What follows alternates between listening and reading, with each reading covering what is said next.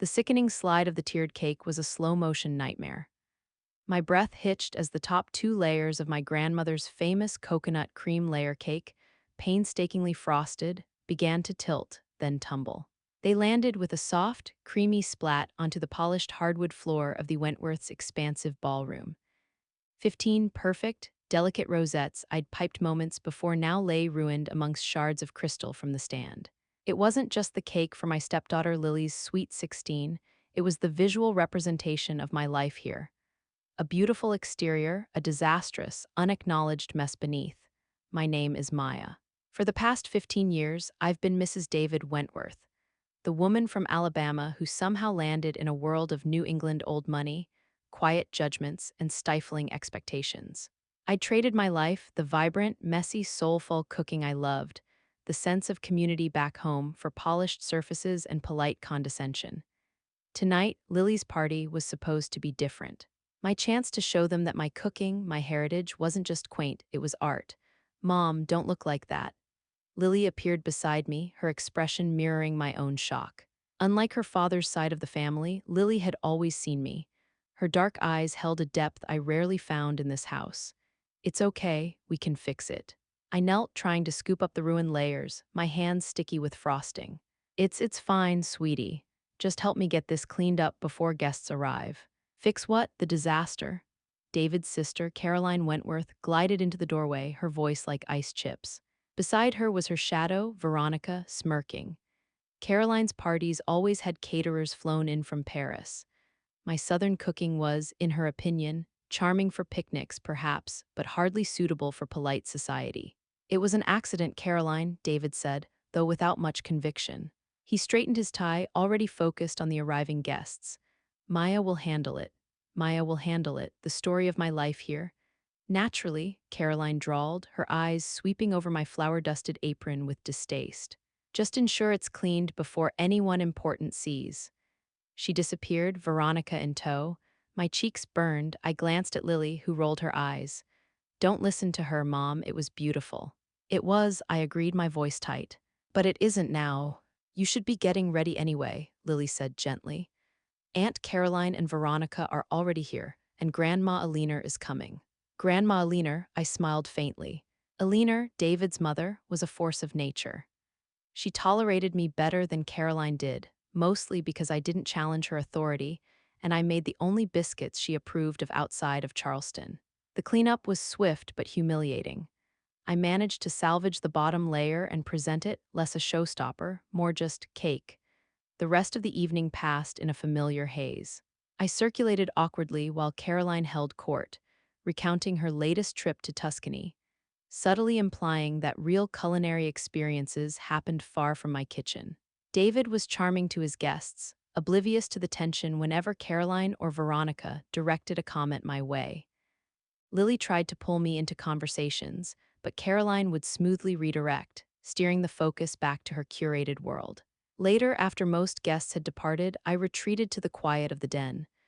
Lily found me there. She handed me a folded piece of paper, her handwriting. Mom, I watched you tonight. Really saw how they treat you, and how Dad just lets them. It's not fair. You're amazing. Your cooking is amazing.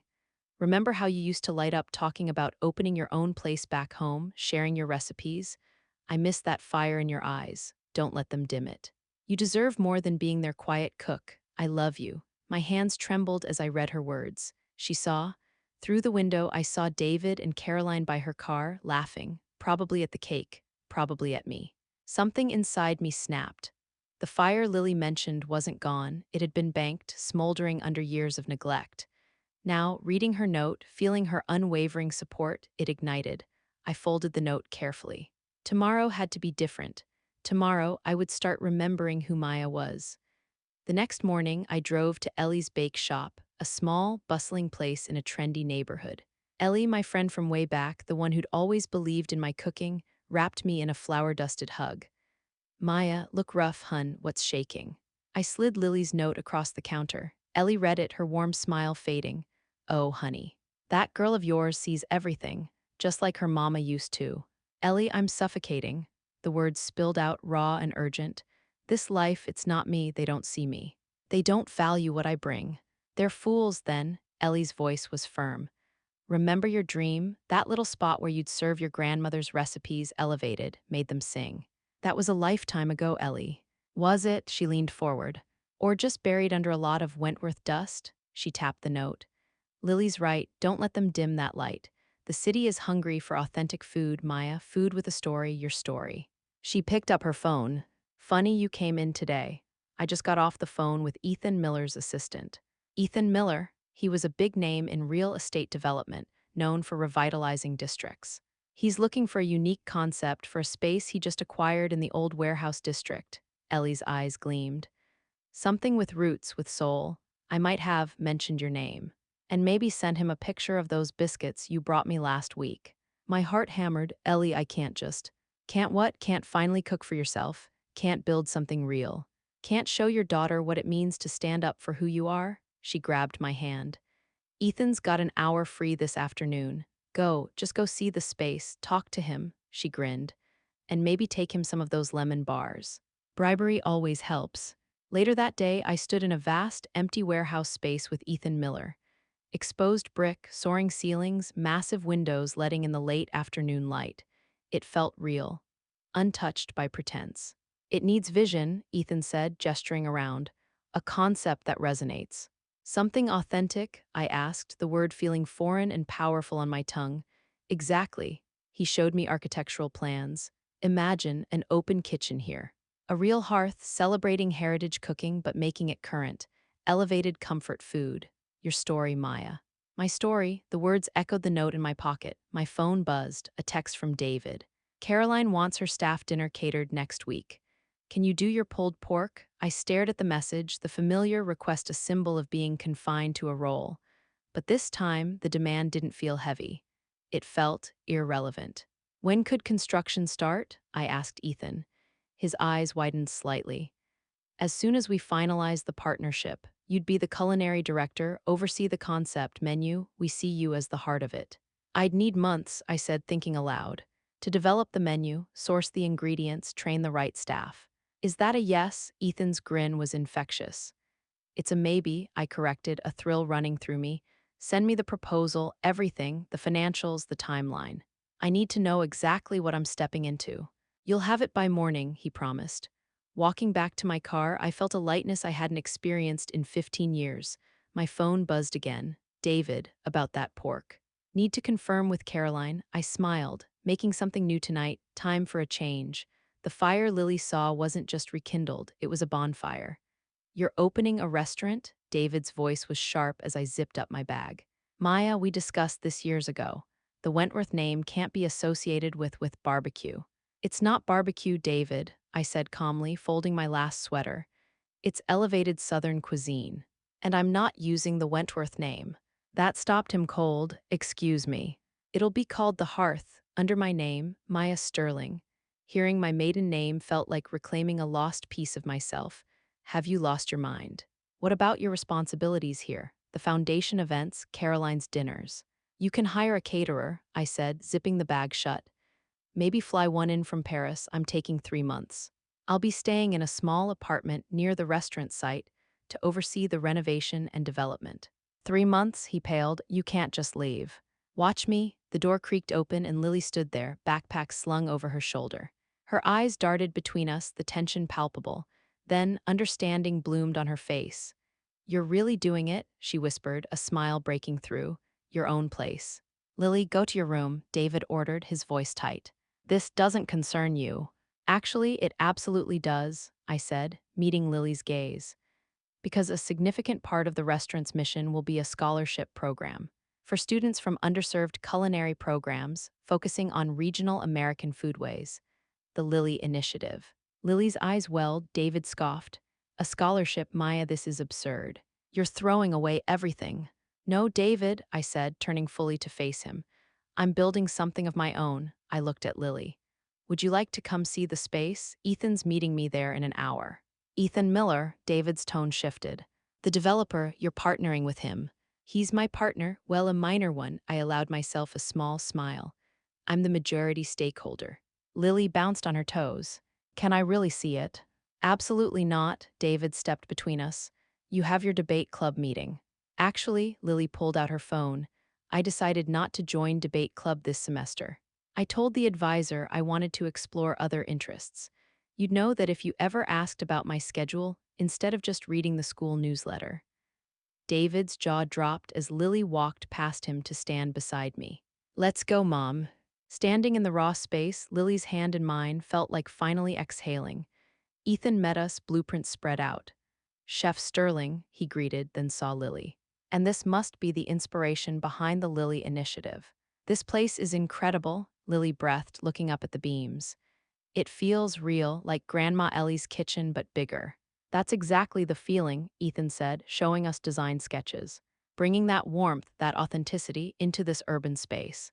The open kitchen here, I pointed, feeling a surge of adrenaline. I want people to see the care, the history in the food. Like when you teach me to make gravy, Lily added. You always say you have to watch it, feel it.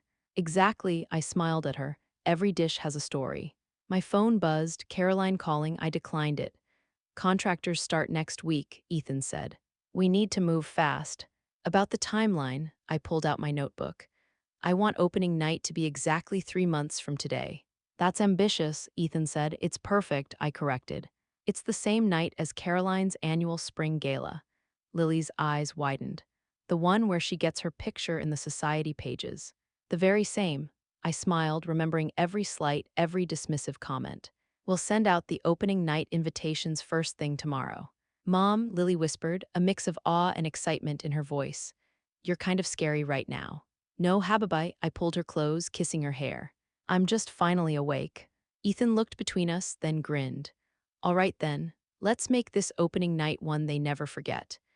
Standing there, planning my future with my daughter by my side, felt like the most powerful thing I'd ever done.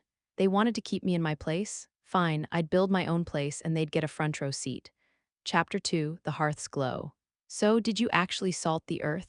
Chloe Davis, the journalist Rose had recommended, asked, her recorder humming on the small table in my temporary apartment's kitchen. The air smelled of simmering greens and cornbread. I'm not tearing anything down, Chloe, I corrected, stirring the pot. I'm planting something new. While, yes, launching the same night as the Wentworth's biggest social event. Chloe's eyes sparkled. Poetic justice. Try this, I offered her a taste of the greens. Her eyes widened.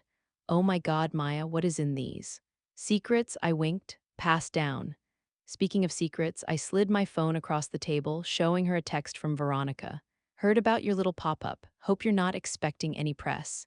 Caroline secured exclusives with everyone major for her gala. Chloe read it aloud. Wow, they're playing dirty. They always do, I replied, adjusting the heat.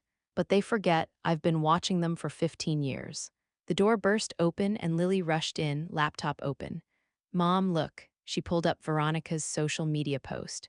Caroline with Marcus Thorne, the city's most influential food critic, captioned finalizing gala details with the one and only Marcus. Get ready for a culinary event. Exclusive access. They're trying to shut down all our media avenues, Lily fumed. It's so unfair. Chloe leaned forward, suddenly focused. May I? After a few clicks, she smiled. Marcus Thorne, huh? Fun fact, he hates being called the one and only. And he has a notoriously soft spot for chefs who challenge the establishment, especially when the establishment tries to block them. How soft? I asked. Let's find out. Chloe closed the laptop. What's a better story than a talented chef reviving her heritage cuisine and creating opportunities for others, all while the city's elite try to shut her down?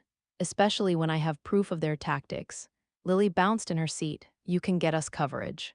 Better, Chloe said, pulling out her own phone. I can get you the right coverage. The kind that makes Caroline's gala look exactly like what it is rich people showing off while trying to suppress genuine culture. A knock interrupted us. Ellie entered looking worried. We've got trouble. Veronica was just at the shop, meeting with some of your heirloom-produced suppliers. She's trying to buy them out from under you, offering ridiculous exclusive contracts with Caroline's Foundation events. My hands stilled over the cornbread batter. Can she do that? She's trying, Ellie's face hardened. Some smaller farms are considering it. Year-round business versus one new restaurant. We'll find new suppliers, I said, my voice a little thin. No, Lily stood up, determination blazing. We'll do better. Ellie, can you come with us? I have an idea. They were gone for hours. When they returned, Lily was radiant. Remember Mr. Henderson, Mom, the one who grows those amazing heritage tomatoes for the farmer's market. And Miss Isabella from the Latin grocery down on Elm. Her family distributes specialty ingredients. Ellie picked up the thread. We spent the afternoon talking to independent farmers, small producers, business owners who have been pushed around by big corporations or exclusive clubs before. They're not just willing to supply the hearth. They want to be part of the story. What story? I asked. The story of how independent producers and local businesses came together to support authentic cooking, Chloe finished, typing rapidly, against what Mr. Henderson called the country club palates trying to dictate the city's food scene. Ellie let out a low whistle. Caroline is going to hate that narrative. Good, I smiled, stirring the cornbread batter until it was smooth. My phone buzzed. Another text from Veronica, still timed to back out gracefully. Don't embarrass yourself. Lily read it over my shoulder and snorted. She really has no idea who she's dealing with, does she? None of them do, Ellie said. That's their biggest mistake. Chloe was already on a call. Marcus, hey, it's Chloe Davis. Listen, I've got a story for you. Yeah, the Wentworth Gala. No, not about that. About what they're trying to stop, she grinned at me. He's intrigued. I poured the batter into a hot skillet, the sizzle a comforting sound. It was time to show them what 15 years of simmering passion could truly cook up. Opening night, the hearth pulsed with energy. The scent of slow-cooked pork and sweet potatoes filled the air. Outside, the line stretched down the block critics, food bloggers, curious locals drawn by Chloe's piece featuring Marcus Thorne's glowing review that ran that morning. Mom, Lily burst into the kitchen, radiant in a dress the color of bourbon caramel. Aunt Caroline just posted on Instagram. She's deeply concerned about the unexpectedly quiet attendance at her gala. How quiet? Ellie asked, putting final touches on dessert plates. Lily held up her phone, triumphant. Less than half, and the comments, she grinned. People are posting pictures from here.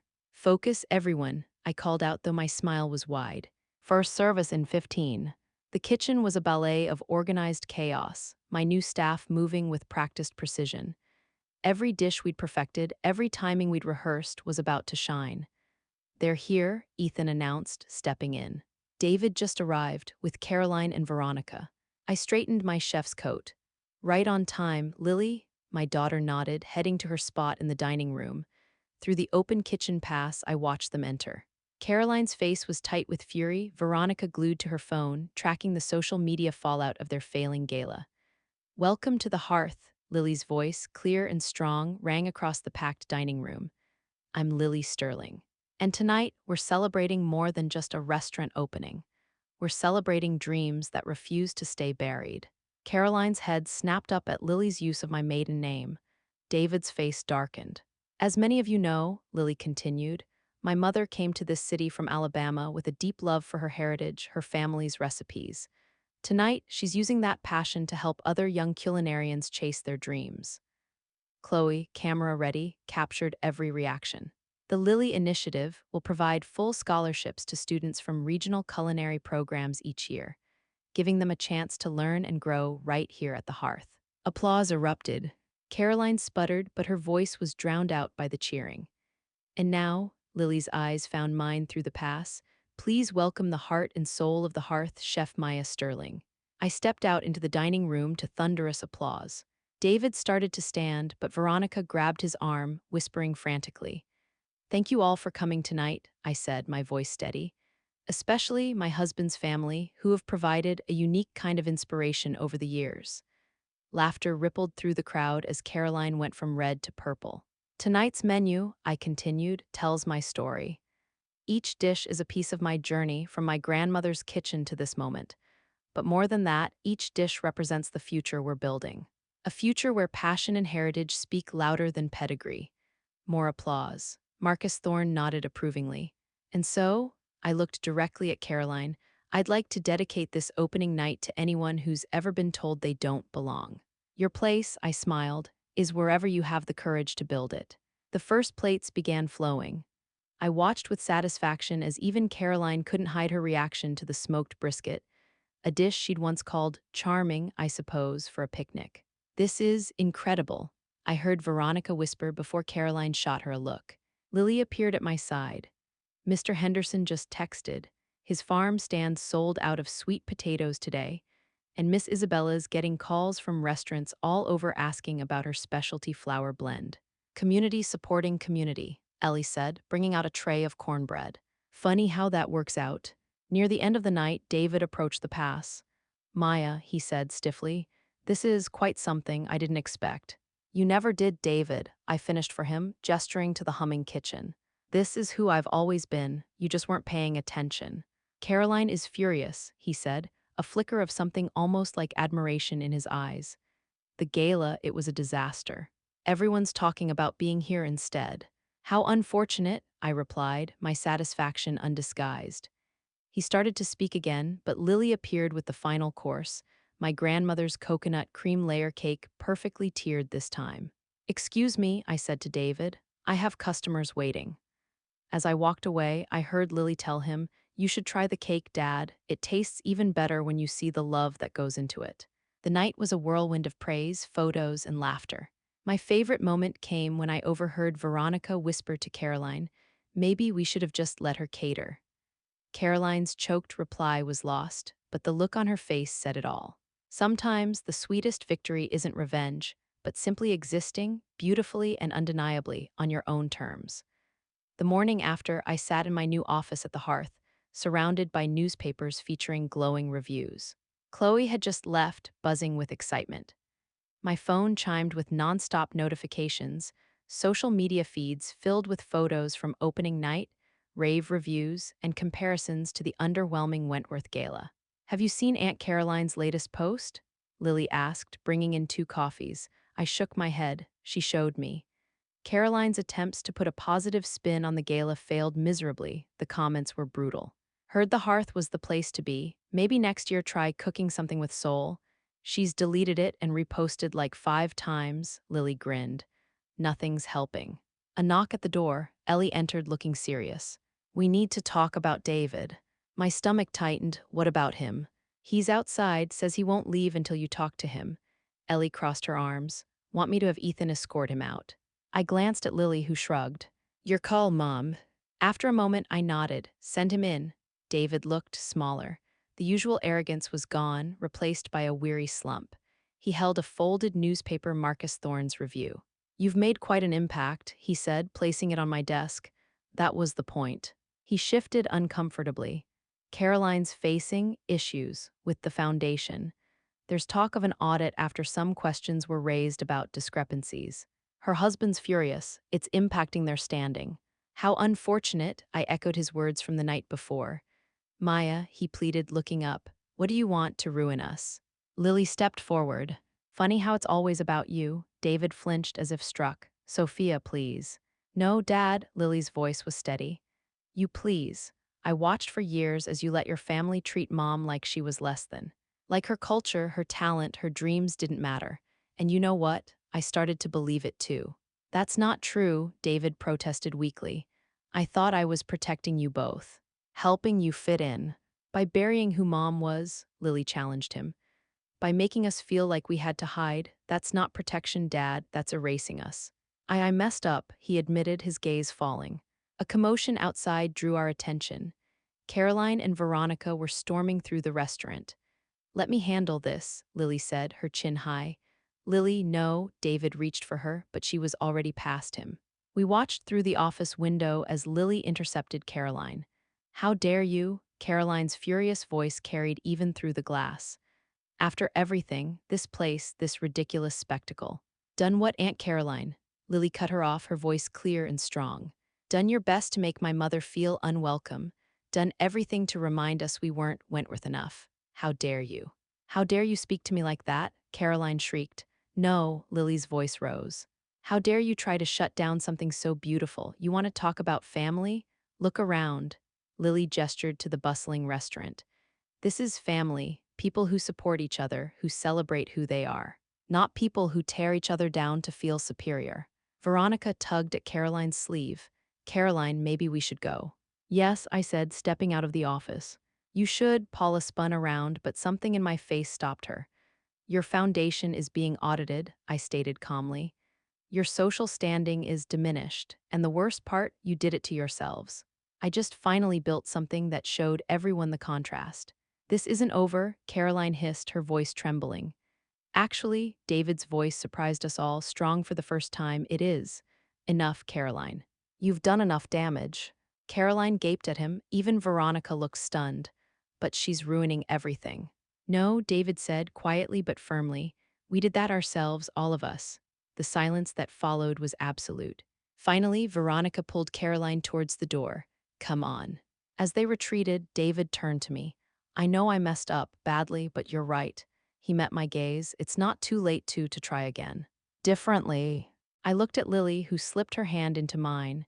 It is too late to undo the past, David, I said, but it's not too late to start over, as equals. I'd like that, he said, a flicker of genuine hope in his eyes. Good, I nodded. Then why don't you stay? See what your wife and daughter can really do when we're finally free to be ourselves. The look of pride on Lily's face made every struggle worth it. The late afternoon sun streamed through the hearth's windows. I watched Lily, now in her chef's coat embroidered with Lily Sterling, instructing a group of young culinary students in the kitchen. Her movements were confident, precise. Ready? I asked her, though I knew she was. She pulled a folded paper from her coat, her note from the Sweet 16, worn now. I keep it, she said, meeting my eyes, a reminder. I have something new. She handed me a fresh note. Wrote it this morning. The door opened, Ellie poked her head in. They're here, first group of Lily Initiative students. Lily bounced on her toes. How many applications did we get? Hundreds, Ellie grinned, joining us. Enough donations came in after Chloe's follow-up piece that we doubled the scholarships. 20 dreams starting today. 20 dreams, I smiled, tucking Lily's new note into my pocket. Let's go meet them. We walked into the dining room. 20 young people stood, looking nervous but excited. Their faces reminded me of my younger self, of the hope I'd almost let die. Welcome to the hearth, I began. A commotion at the door. David entered, followed by Caroline. My body tensed, but Caroline looked different. Her usual polish was gone, replaced by a somber exhaustion. We're sorry we're late, David said quietly. Caroline has something she wanted to say. The room fell silent. Caroline stepped forward, holding a newspaper featuring a headline about the foundation audit. She cleared her throat. After the audit, after everything, I've done a lot of reflecting about what really matters, about family, and about building something real. She turned towards the students. My foundation has been restructured, a new focus, a new board. We want to partner with the Lily Initiative, match every scholarship, double the impact. Whispers rippled through the room. Lily's hand found mine, her grip tight. Why? I asked simply. Caroline took a breath. Because you were right, Maya. About all of it, about the difference between appearances and values, about what family should be. She met my gaze, her eyes holding a raw vulnerability I'd never seen. I spent so long trying to define us by keeping others out, I lost sight of what we should be building inside. Trust takes time, Caroline, I said gently. I know, she nodded. I'm not asking for forgiveness. I'm asking for a chance to contribute, to do something that actually matters. She pulled a folder from her bag, a proposal, full transparency, joint oversight. Ellie took the folder. I'll look this over carefully. I wouldn't expect anything less, Caroline said, and for the first time there was a genuine, quiet respect in her voice. I turned back to the students who had watched the exchange wide-eyed. This, I said, gesturing between my family, old and new, is your first lesson. Sometimes the most unexpected ingredients create the most extraordinary dishes. Lily stepped forward, a confident smile on her face. And sometimes the strongest families are the ones we build ourselves. One person, one story, one delicious dish at a time. The rest of the morning passed in a blur of introductions and tour.